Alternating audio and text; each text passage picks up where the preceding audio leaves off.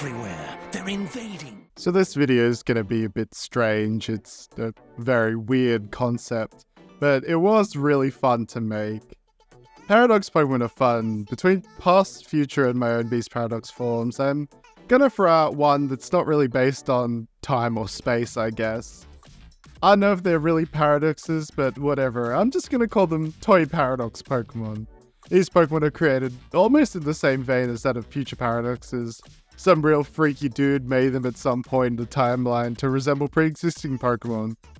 This was partially inspired by the idea of the Digimon Toy Agumon, who for some reason always becomes my first partner Digimon in the games. Whether normal, dark, or clear Toy Agumon, he just keeps popping up. Naming conventions for these guys, I don't know, but I decided to go sort of a combo of both past and future. Each Toy Paradox Pokemon starts with the material they are made from in some form, and then a noun. You'll see what I mean. So break out your legally distinct foam dart blasters and make sure your cutting pliers and model making kits are set up, because this is going to get a bit weird. It's me, enjoy. Pokemon. The original idea that sparked this all was this sort of toy robot Pikachu. While it's fitting, it actually felt a bit too future paradox for my own taste. But it was a good starting concept for the first Pokemon here.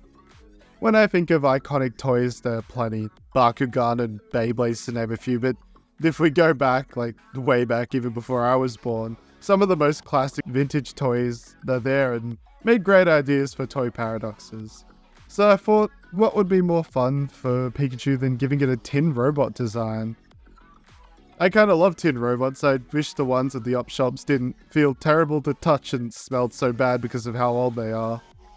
This Pikachu is a wind-up toy where his tail branches off into that sort of wind-up wheel that would always be spinning in the 3D model. In fact, I think every part of this Pikachu would be constantly moving, till the winding stops and then it's just stuck. The body would have been too plain if I hadn't added some of those iconic tin robot fake readouts that mean nothing. I guess here would be like life energy and maybe electric power. Sort of a two-cannon vibe with this one. I'm keeping the typing conventions that the other Paradox Mons have and keep one typing from the OG Pokemon itself, so this Pokemon here would be Steel and Electric type. Fairy might have worked here as well, but because not every Pokemon in this Paradox category isn't made of iron like the futures, I can do Steel here without too much guilt. Tin Buddy, the Paradox Pokemon, an Electric and Steel type. A Pokemon found inside the pages of a mysterious catalog, said to have been created to replace a certain Pokemon, but the enduring love of this other Pokemon caused Tin Buddy to fall into obscurity. The various readouts upon its body shows the energy the Pokemon has.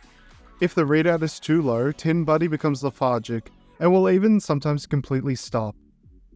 Spinning their wind-up tail or recharging them with electricity brings back their abilities. Despite their obscure nature, they are happy-go-lucky Pokemon and love nothing more than to play with children and be adored. These new Paradox Pokemon have a new ability called Whimsicore, which boosts the Pokemon's most proficient stat in misty terrain, or if the Pokemon is holding booster energy. I didn't actually think about the Pokemon I was creating at first. It goes to show how marketable Pokemon are when the first three or so I think of for toys are actually just based off some of the most popular Gen 1 Mons.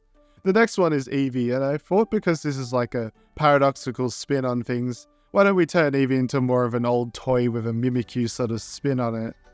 Keeping the general shape of Eevee, but definitely something is off.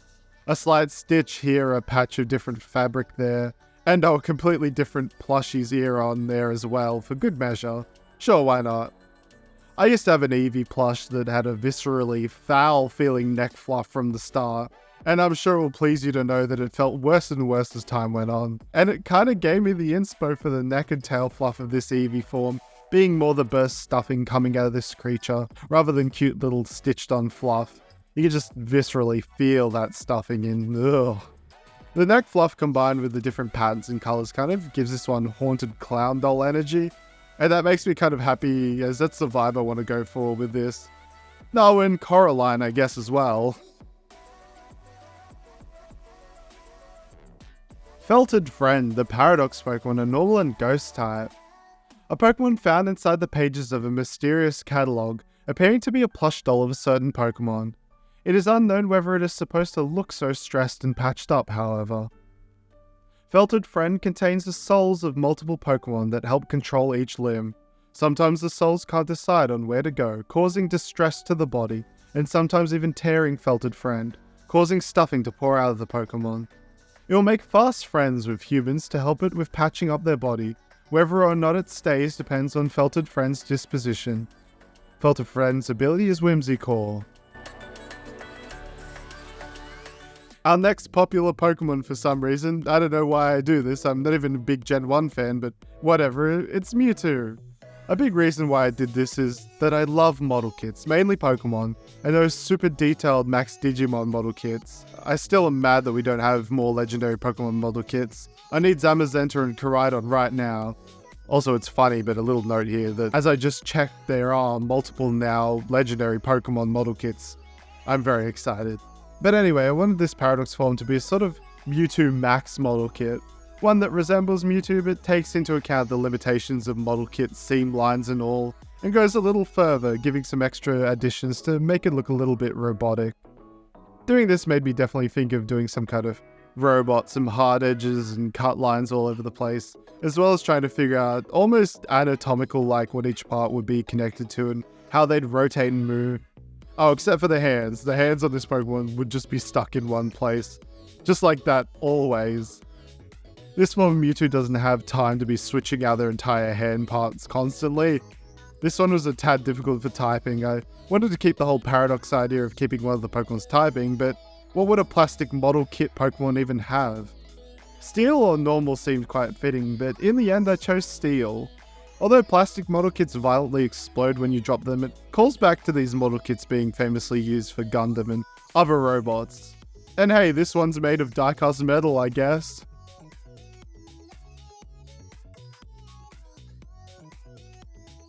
Diecast King, the Paradox Pokemon, is Steel and Psychic type. A Pokemon found inside the pages of a mysterious catalog, being a step-by-step model kit to build the ultimate Pokemon out of die-cast metal. The Pokemon seems to be capable in battle, using their heavy body to deliver swift and debilitating strikes. It has only certain points of articulation, so movements are quite difficult. Their hands are completely unable to be moved around. When defeated, there's a good chance Diecast King may fall apart. Luckily though, as long as none of the parts break, you can simply slot them back into place with no problem. Diecast King has the ability Whimsicott. The next one I wanted to challenge myself and see what I could do with a random Pokemon, and lo and behold I got the best boy Appletun, one of my favourite Pokemon. At first I thought it'd be easy to make it a plushie or some kind of wooden boy. I mean, I do make it wooden, but the idea was a little out there as I thought of it being some kind of Beyblade or spin top. I started with the shape of a spin top here, the more larger conical ones compared to the flatter based Beyblades. The idea would be that Appletun would spin most of the time, but it would curl up the head and legs on his body and unfurl them when it wants to just walk about. This Beyblade would be more of a defensive one with the pie crust like ridges on Appletun becoming these weird parts to protect Appletun as it spins. I was shocked to find out Beyblade's still going strong. I had original Beyblades back in the day and used to play them with my friends. Heck, I even had the original Bit Beast toys that were so cool and almost felt like original versions of Spectrobes actually. Yeah, I'm just calling out all the different monster franchises here. I added in the tail as I thought it'd be interesting if Appletun itself could use the tail to spin itself up. Typing, I decided to choose Grass type out of the original two types as well as fighting because Beyblades. It was all about letting her rip and battling tops together. Wooden Spinner, the Paradox Pokemon, a grass and fighting type. A Pokemon found inside the pages of a mysterious catalog, a wooden spinner made to battle within small arenas with friends that soon became popular to use in Pokemon battles. This wooden toy walks so incredibly slow that it prefers its other mode of transport.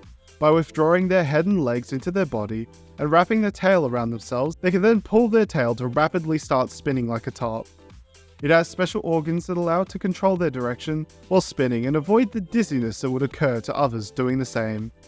Wooden Spinner has the ability Whimsicott. The last one of the video is arguably the silliest one, but I thought it was too good of an idea to pass up.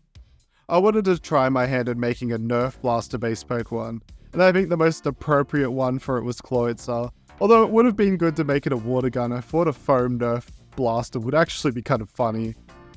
It would have been super easy to just make a Clawitzer with a nerf gun sidearm attached to it. So I went even wackier and made it so that this toy paradox was a Clawitzer being the whole dang nerf gun itself. I had the idea in my head of it being like Megatron or something where it transforms into gun form. I started by just sort of designing the nerf gun itself, making it be kind of a reasonably Clawitzer shaped gun, which meant a lot of perspective and hard angles. Ugh. While also adding in parts from OG Clawitzer to really sell it being an almost off-the-shelf Pokemon Nerf gun. I love how Nerf guns just have the most random assortment of designs, from being literal Fortnite guns to being their own original style of guns with just pictures of Sonic or Huggy Wuggy slapped onto them.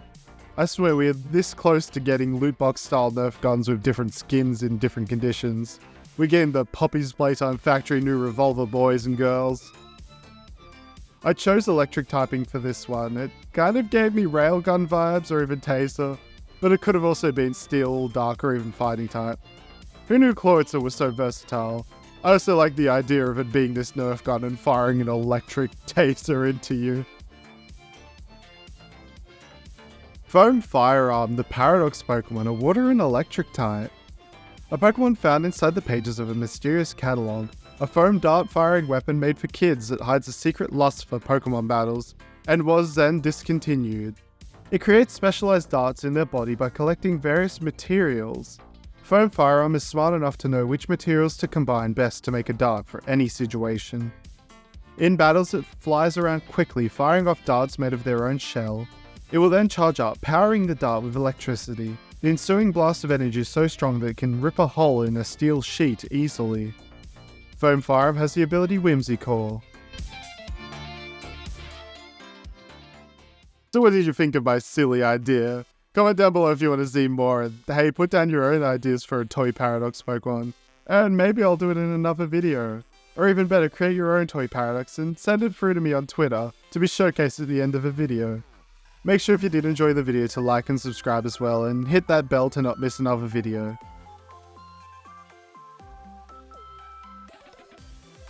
Thanks so much for watching, and I'll see you next time.